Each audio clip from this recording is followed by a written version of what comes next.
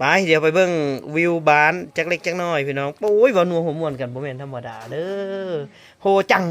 เด้อคันมีผู้เฒ่าเคี้ยวมากนะมากฟงเลยสิบอกให้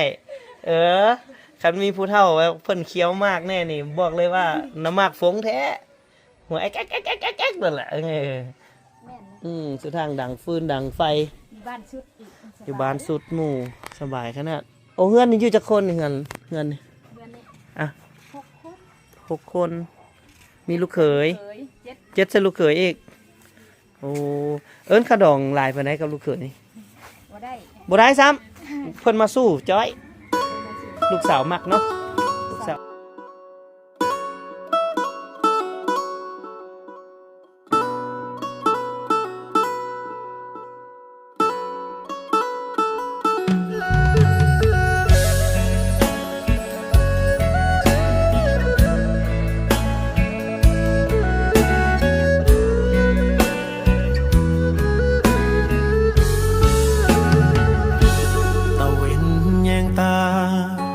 เวลา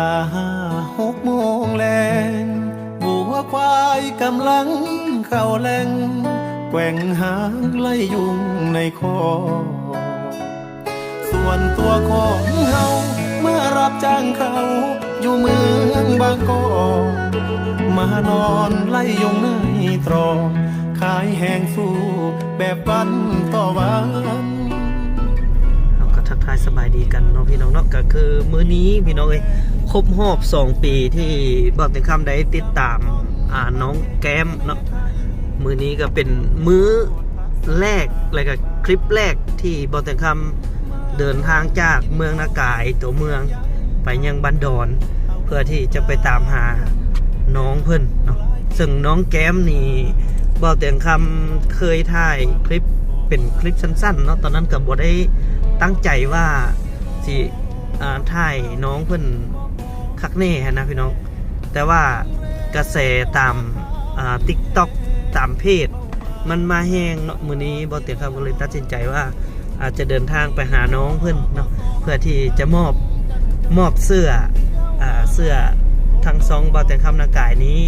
ให้เพิ่นเพื่อเป็นของขวัญรางวัลเนาะแล้วก็ฝากท่านผู้ชมเด้อฝาก FC ทางYouTube บ่เตียงคำนากายก็ถ้าอยากสนับสนุนอีก2 ทางหนึ่งก็คือสามารถสนับสนุนเสื้อบ่เตียงคำนากายได้เนาะทางฝั่งไทยพี่น้องทางฝั่งไทยเขาก็ราคา250 บาทเนาะพี่น้องเนาะจังไดก็ฝากอุดหนุนแล้วก็ฝากเป็นกำลังแห่งใจให้กับทีมงานบ่เตียงคำนากายเด้อจังไดก็ฝากน้องแก้มนำนะพี่น้องเนาะเดี๋ยวตอนนี้เรากำลังเดินทางไปยังบ้านดอนซึ่งบ้านดอนเนี่ยก็เป็นบ้านหนึ่งที่ว่าเป็นบ้านใหญ่อีกบ้านหนึ่งเลยแหละของเมืองนากายของพวกเราซึ่งห่างจากเทศบาลเมืองนากายของพวกเราไปประมาณ18 กิโลเนี่ยนะพี่น้องเดี๋ยวน้องเพื่อนจะเป็นจะไรเดี๋ยวเราไปทำความรู้จักนำกันเลยเนาะ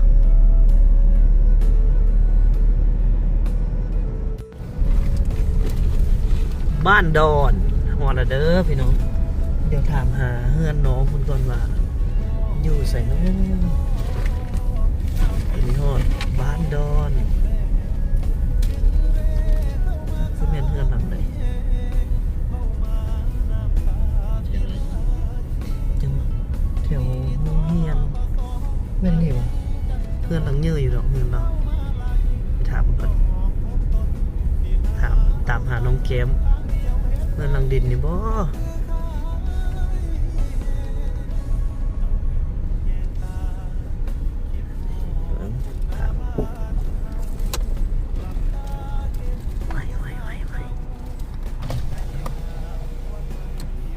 สาวเฮือนน้องแก้มอยู่ไสฮะอยู่ฝั่งเฮือนเจ้านี้เอ้ามาจอดทึกเลยตินี่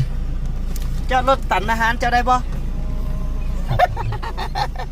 คอยอยากตันอาหารเจ้านะไปลงพอแล้วพี่น้องตามไปเบิ่งน้องแก้มกันพี่น้องเฮือนน้องแก้มโอ้สาวนังเฮียนม.ปลายสาวม.6 ผู้ใดเนาะน่ะเนาะพุ่นน่ะเดี๋ยวมันอยู่ไกลโพดเข้าไปไกลๆก่อนเดี๋ยวแม่นแท้บ่นี่ตัวจริงบ่นี่ตัวจริงบ่ติงนางสบายดีน้องแก้มสวัสดีจ้าสบายดีว้าตัวจริงคืองามแท้ IFC เจ้าเห็นแต่ในคลิปตัวจริงงามปานนี้พุ่นเนาะน้องแก้มยังเฮียนอยู่บ่ล่ะน้องแก้มติดตามเพจอยู่บ่ติดตาม แท้เป็นแฟนตัวยงเป็นแฟนตัวยงอีกเอาเดี๋ยวเบิ่งก่อนเอาถือให้เบ้ากองใส่ถือให้บ่เตียกจังหน่อยนึงกัน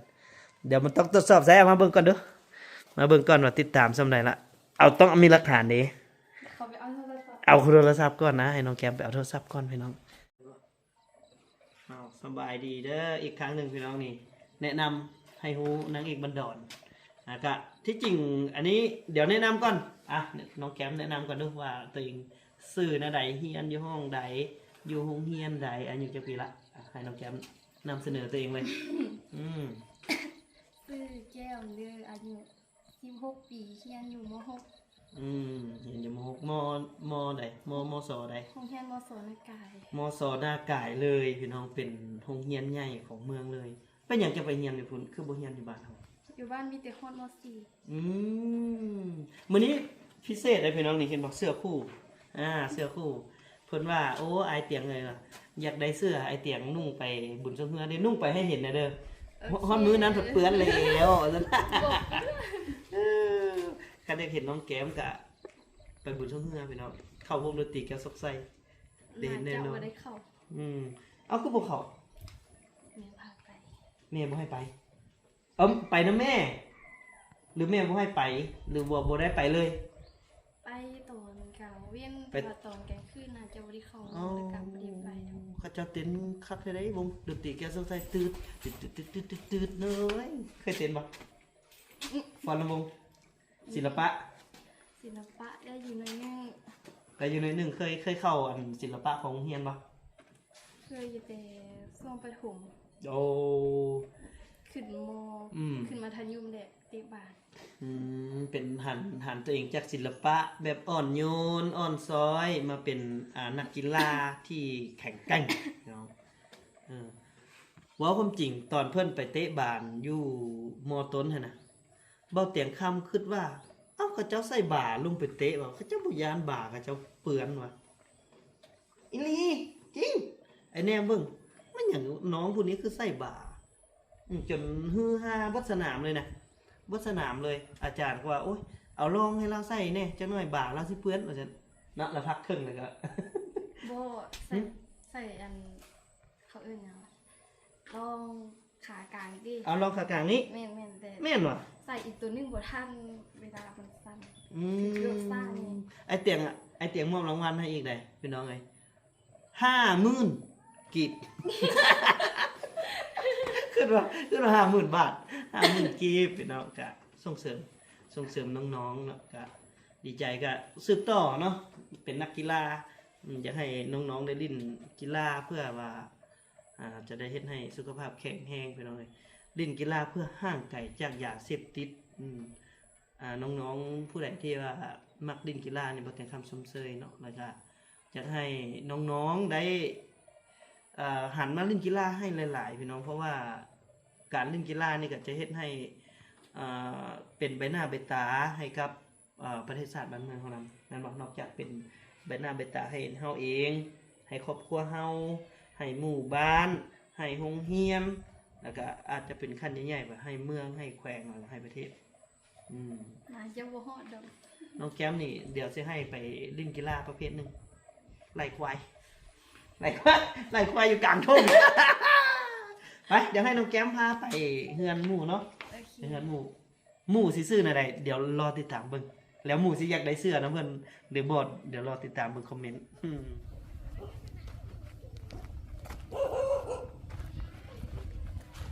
ว้ายมาคือเฮ้าว่ะ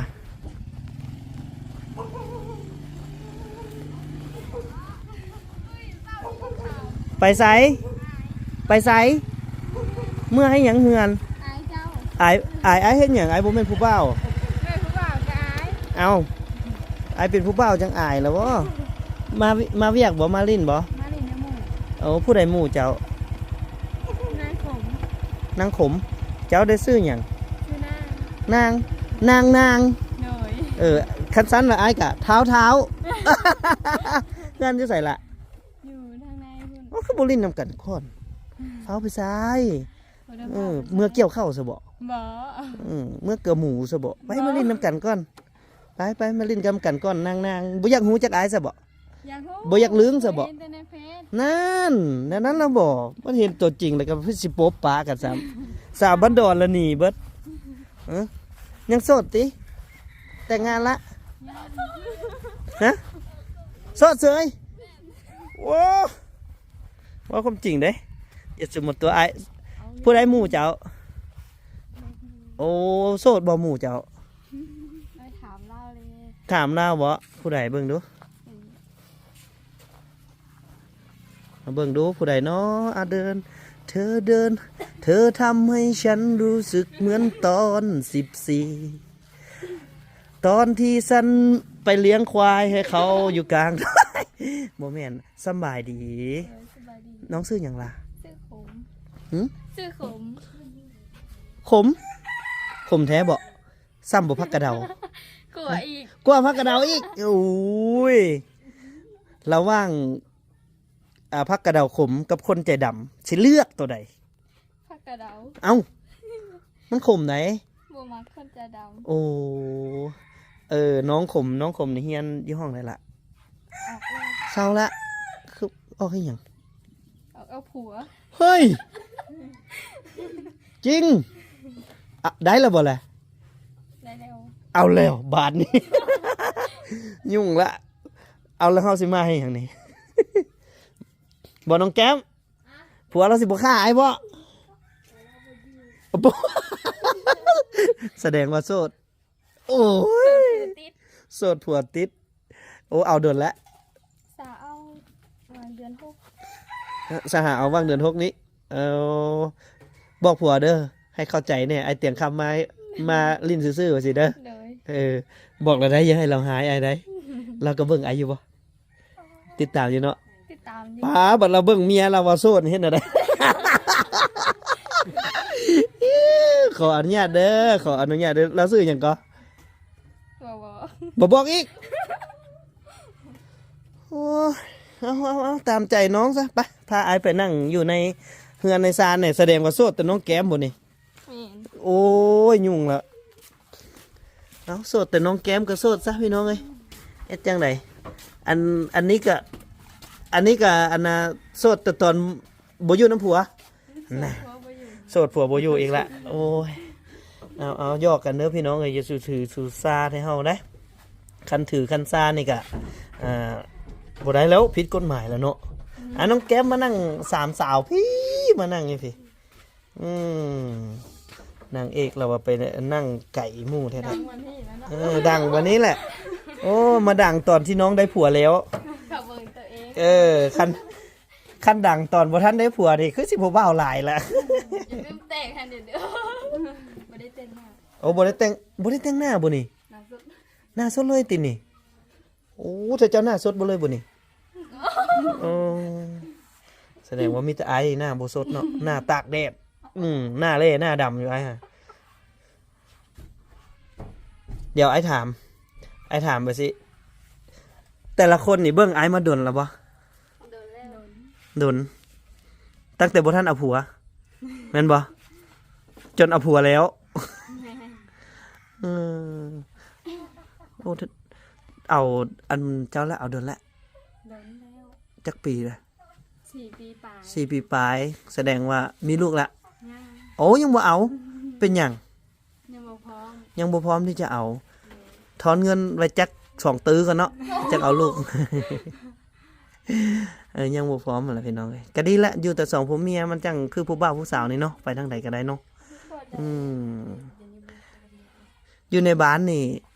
น้องแก้มว่ามีแต่คนงามๆสมพอจังแต่งงานเบิดย้อนว่ามีแต่คนงามนี่แหละเนาะน้องแก้มเนาะ เอาบัดนี้ถ้าเบิ่งเด้อบทผัวได้เพิ่นมาเบิ่งแต่ที่จริงเพิ่นก็ติดตามอยู่เนาะเพิ่นก็เบิ่งอยู่นะเอาไอ้เต็งคำขออนุญาตเด้อท่านสามีแห่งชาติทั้งหลายขอรีวิวขายเมียท่านเจ้าเนี่ยจักมือหนึง อันนี้บ่ต้องโทษอายเด้อน้องแก้มพามาบ่เกี่ยวเนาะบ่เกี่ยวน้ำมูกกันว่ะน้องแก้มแท้นี่น้องขมนี่ได้กับน้องขมนี่ได้ เลย เอาคือไปเอาผัวปะน้องแก้มซั่นน่ะ แม่นเราเอาผมปะไว้ น่ะโทษเจ้าได้นี่เราบ่มีหมู่เลยเฮ็ดอะไรบาดนี่ อยากได้ดินบุญกระบงมีหมู่ น่านเห็นบ่เห็นเนาะปกติไปใส่ไปน้องกันมันบอกกับอันน้องขมน้องแก้มน้องแก้มขม แก้วหวานจะกระบอกนะ แก้มหวานสักกะโบที่จริงสาวบอนดอนนี่เป็นส้นเผาบ่ที่บ่บ่ล่ะฮู้บ่น้องก็บ่ฮู้อีก เลย เอาแล้วถามเพิ่นเด้อถามเพิ่นเมื่อบัดนี้เราถามเพิ่นว่าถ้าเฮาส้นเผาอีสังแท้เอาสิเป็นส้นเผาบ่ส้นเผาลาวบ่พูดไทยบ่แบบสิหั่นนะต้องได้ถามเลยให้มันฮู้ส้นเผาตัวเองแน่น้องแก้มแห่งเต็กผู้ลูกซอดซอดอันเสียงขวางพุ่นน่ะอายยังฮู้ซ้ำว่าพ่อเจ้าอันมาแต่ตอนใดนะแท้ตั้งแต่เฮ็ดอันเฮือนให้เคลื่อนน้ำเทิน2แล้วมาเจอแม่เจ้าแล้วก็จังมาเกิดเป็นเจ้าแล้วจังอยู่ผีเลยน่าพี่น้องเอ้ยเอาสาวๆก็ที่จริงก็บ่เคยเห็นหน้าเพิ่นดอกพี่น้องตอนนั้นตอนปี2004 2005บ่เตียงคำกะยังเฮียนอยู่ตอนนั้นอายังเฮียนอยู่ประมาณม.4 ม.5 นี่แหละตอนนั้นนะให้เดาว่าไอประมาณจักปีให้เดาเบิด3เลยถ้าทึกมีรางวัลแท้ เติมเน็ตเนาะ เติมเน็ตเบิดแล้ว ว่ามีหน่อยเติมเน็ตไปก่อนเลยเอาจัดไปเริ่มเลย ดาวบ่อเนี่ย น้องแก้มก่อนผู้เดาทำอิฐนี่ก็สิเสี่ยงหน่อยนึงคิดไล่ประมวลผลก่อนอยากว่าได้เข้าไปเบิ่งใน Facebook นะ ตอน2004เฮียนอยู่ว่า4 งั้นโอ้เอาใส่สูตรนี้เลยเหรอ 2004เฮียนอยู่ว่า4คำนวณบ่ได้ดอกเอาให้น้องคิดเบิ่งหน่อยนึงม.4 นี่สิประมาณจักปีเนาะคิดใส่เบิ่ง โอ้ยเจ็บหัว ปวดหัวบ่เก่งเลขเก่งแต่ภาษาอังกฤษ ภาษาอังกฤษเฮียบ่ได้คือก็แม่ถามเขาก่อนโลด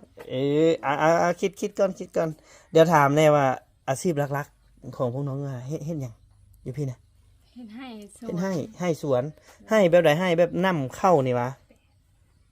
แบบเฮ็ดอันปลูกข้าวแล้วก็ปลูกมัน อ๋อมันต้น โดย เป็นได้บ่มันต้นได้บ่ พอได้อยู่ พอได้อยู่เนาะ มีได้ก็ได้ พอได้เลี้ยงผัวอยู่เนาะ สามีก็เฮ็ดน้ำกันแมันบ่ เฮ็ด สามีก็เฮ็ดน้ำกันแล้วก็น้องเด้วางแผนอนาคตกันจังไดปีใดสิเอาลูก ยังบ่ฮู้เลย ยังบ่ฮู้เลย แล้วแต่ผัวหรือแล้วแต่เฮา แล้วแต่เฮา แล้วแต่เฮาว้ายป้องกันได้อยู่บ่เนี่ยเอาวิธีป้องกันคือเอาทหารมาย่ามันบ่ โอ้ยวิธีป้องกันเอาทหารมายามยอมแล้วอายก็ได้บ่สินะ โอ้สาวบันดอนโอ้ก็บ่เสียดายดอกอายว่าจังซี่ซะว่าเฮาแต่งงานไวเฮาก็ได้สร้างครอบครัวไวแต่ที่สำคัญในการสร้างครอบครัวน่ะคือต้องมีความอดมีความทนนักเบาเอาสู้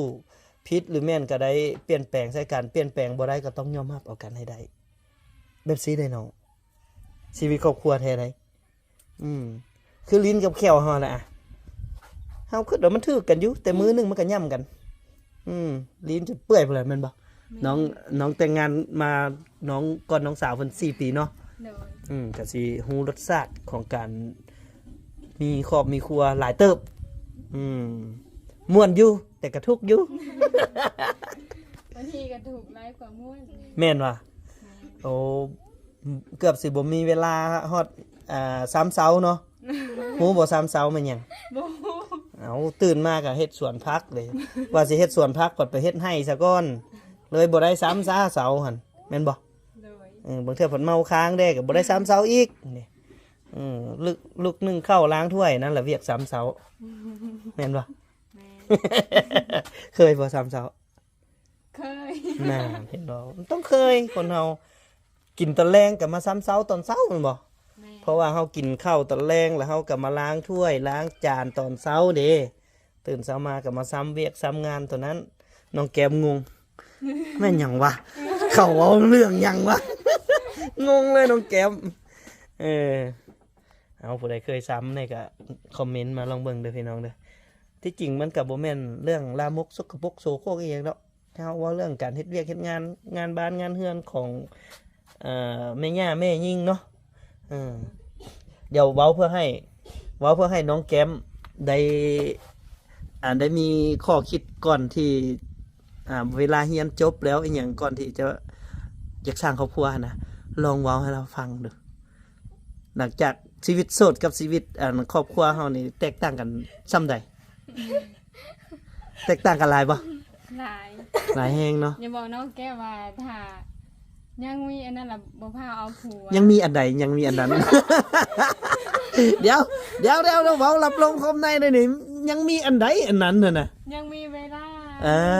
ใช้ชีวิตโสด โดย เพราะว่าความรับผิดชอบมันหลายหลี แม่ การสร้างครอบครัวเนาะ แม่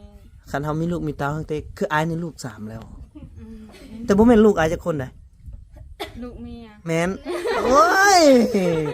เว้าให้คนน่ะคิดอยู่ในคลิปนี่หลายเติบ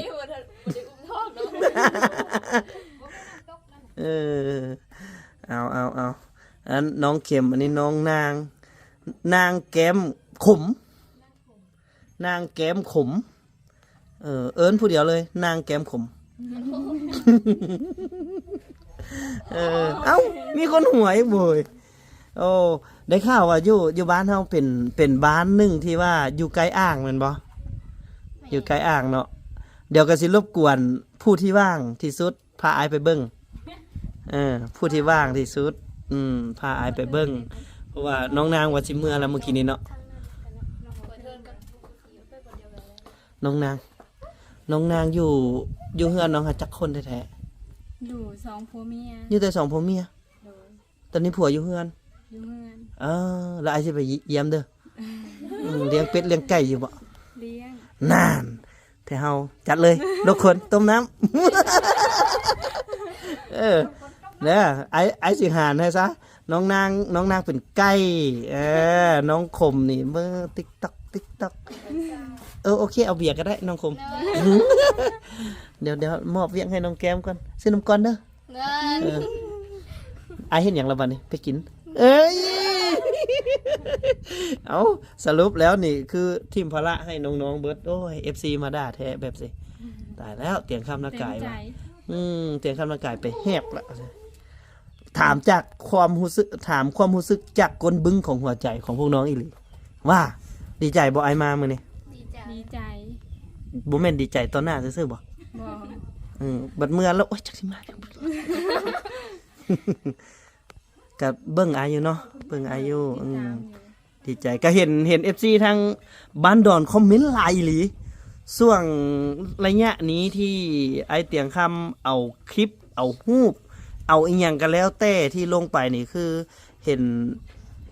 พี่น้องทางบ้านดอนคือคอมเมนต์หลายอีหลีนะพี่น้องก็เลยตัดสินใจมาย่าน้องแก้มบ่อยู่ก็พอแล้วเพราะว่าจุดแรกก็คือยังมาหาน้องแก้มอยู่ละตั้งแต่2 ปีหลังชื่อได้ว่าไอว่าสิมาหาน้องตอนนั้นนะแล้วน้องกะหลบหลีกลีอยู่ตลอดส่วนดินอยู่บ้านใดใส่สมบูรณ์ชื่ออยู่บ้านใดซื้อบ้านหยังนาไซสว่างโอ้อยู่ล่องแจ้งโอ้ไกลถ้าว่าเฮาไปทางปากซันเนาะพี่น้อง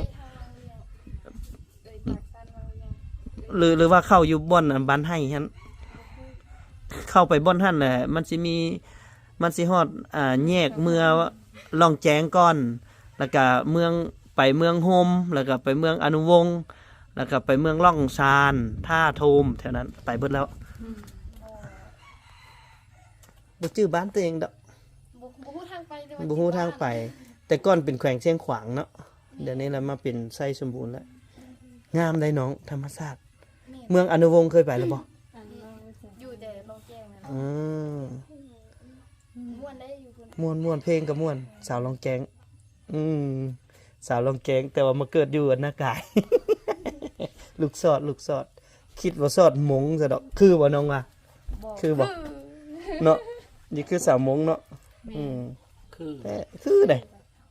โอ้ย นี่แซง ลูกสอดต่างประเทศคนละเนาะ โอ้ยสดนี่ห่าวอ่ะ สดจีนนี่ห่าวอันนี้ก็มาอยู่กับน้องๆพี่น้องก็ลมกันม่วนๆเนาะก็ม่วนนั่นแหละเนาะก็ทำความรู้จักกับน้องนางมื้อนี้โสดมื้ออื่นบ่โสดเด้อบัดมื้อเฮือนนี่บ่โสดแล้วก็น้องขมมื้อนี้ก็โสดผัวบ่อยู่แล้วก็น้องแก้มโสดสนิทปิดหลังไว้หน่อยนึง โสดสนิทแต่ปิดหลังไว้หน่อยนึงกับน้องๆนะฮักดีพี่น้องผู้ใดที่มาบ้านดอนเนาะอยู่บ้านเฮามีวัดผู้ใดอยากมาเฮ็ดบุญเฮ็ดทานเฮ็ดบุญศีลกินทานกับมาโลดพี่น้องอยากเลี้ยงเหล้าเลี้ยงเบียร์กับมาโลด3คนนี้เลี้ยงได้อยู่บ้านตลอดเด้อ อยู่บ้านตลอดผู้ใดสิเลี้ยงกับมาโลดบ่แม่นไม่เฮาเลี้ยงเนาะ เดี๋ยวเขาสิไปเบิ่งอันวิวบ้านเพิ่นจังหน่อยนึงเดี๋ยวติดตามเบิ่งนำกันไปเดี๋ยวไปเบิ่งวิวบ้านจักเล็กจักน้อยพี่น้องโอ้ยว่านัวหัวม่วนกันบ่แม่นธรรมดาเด้อโหจังเด้อคันมีผู้เฒ่าเคี้ยวมากน้ำมากฟงเลยสิบอกให้คันมีผู้เฒ่าเพิ่นเคี้ยวมากแน่นี่บอกเลยว่าน้ำมากฟงแท้หัวแอ๊กๆๆๆนั่นแหละเอาไปเดี๋ยวพาอายไปหน่อยเด้อไปเบิ่งวิวบ้านเพราะว่าบ้านเพิ่นนี่อาชีพหลักๆก็แม่นเฮ็ดหัวเฮ็ดสวนแล้วก็ประมงแม่นบ่นี่ไอ้น้องไซล่าน้องขมเนาะน้องไซล่าน้องขมเพิ่นก็พิการมาแต่เกิดเลยพี่น้องเป็นมือเพิ่นก็ของงอนี่ยิ้มอีกก็น่ะก็ติดตามไอ้เตียงหน่อยเด้อเห็นว่ากดยูเนาะโอ้อยู่นี่ดังฟืนเนาะนี่ดังฟืนไปเอาไก่บ่ฟืนนี่ไก่อยู่ได้แค่บ้านแดนบ้านเขาแก่โอ้แดนบ้านขอนแก่นแสดงว่าขอนแก่นเขาเจ้าสลัดเนาะเขาเจ้าอยู่ป่าอยู่ดงสุดทางดังแม่นสุดทางดังฟืนดังไฟบ้านสุดอีกอยู่บ้านสุดหมู่สบายขนาดโอ้เฮือนนี่อยู่จักคนนี่เฮือนนี่6 คนมีลูกเขย7ใช่ลูกเขยอีกโอ้เอิ้นขะดองลายไปไหนกับลูกเขยนี่บ่ได้ซ้ำเพิ่นมาสู้จ้อยลูกสาวมักเนาะลูกสาวมักมันก็บ่สำคัญดอกว่าเรื่องค่าหืดค่าดองพี่น้องเอ้ยสำคัญอยู่ที่2 คนเนาะ2 คนที่ว่าเขาเจ้ามักฮักกันส่ำใดในเมื่อผู้ใดที่พ่อแม่คือเพิ่นนี่พ่อแม่ทั้งผู้สาวนี่ให้โอกาสแล้วก็ต้องได้รักษาน้ำใจกันนั่นก็คือต้องฮักลูกสาวเฮาเนาะให้ซ้ำเฮาฮักซ้ำเฮาเลี้ยงดูมาซ้ำนี้เฮาก็พอใจแล้วเนาะก็บ่ถึงขั้นว่าเอาเงินค่าดองมาเป็นตื้อเป็นโกดเป็นเท่าใดดอกขอแต่ความจริงใจบ่ผิดบ่มัวเนาะขอแต่ว่าบ่ผิดบ่มัวให้ฮักให้แพงพากันสร้างกันสาบางคนแต่งกันเป็น100 ล้านพันล้านอยู่กัน3 มื้อหางกันก็มีอันนี้ก็พิสูจน์ลองเบิ่งในเมื่อลูกเต้ามักฮักกันแล้วพ่อแม่ให้อยู่น้ำกันโดยที่ว่าบ่ได้เอิ้นค่าฮืดค่าดองหยังก็ให้กับเฮาตั้งใจเนาะให้ลูกเต้าฮักกันสมกับพ่อแม่ตั้งใจเอาไปก่อนเด้อบ๊ายบายหัวอีกเด้หัวอีกเป็นแต่หัวนี่แล้วน้องคมไปน้ำไอ้ผัวบ่หายบ่บ่หายแท้พ่อบ่ฮู้เว้ยอย่าว่าจังสันเด้อบัดเพิ่นเบิ่งคลิปมาเพิ่นเด้อไอ้สิมาไกลบันดอนบ่ได้ห่าเพิ่นบ่ว่าหยังดอกเนาะคันไปกับคนอื่นนี่บ่แน่คันไปกับไอ้เตียงนี่บ่เป็นหยังดอก เพราะว่าผู้ใดก็ฮู้บ้านเมืองแหละพี่น้องเอ้ยแล้วก็ยืมตัวหน่อยเด้อยืมตัวอันเมียเจ้าประมาณ8 ชั่วโมง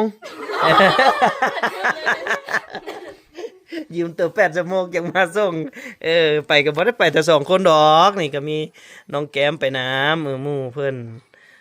ไปถ้าเฮาไปเบิ่งท่าเรือก่อนเนาะเอาบ่จุดเพิ่นเอาป่ามาบ่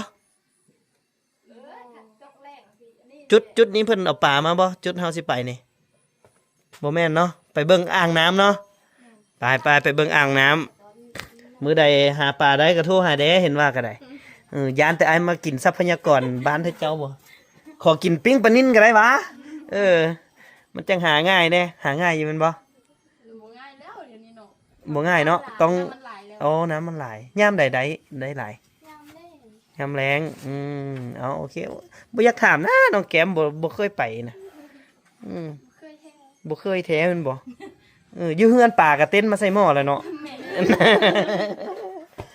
ไปเดี๋ยวไปเบิ่งอ่างน้ำพี่น้อง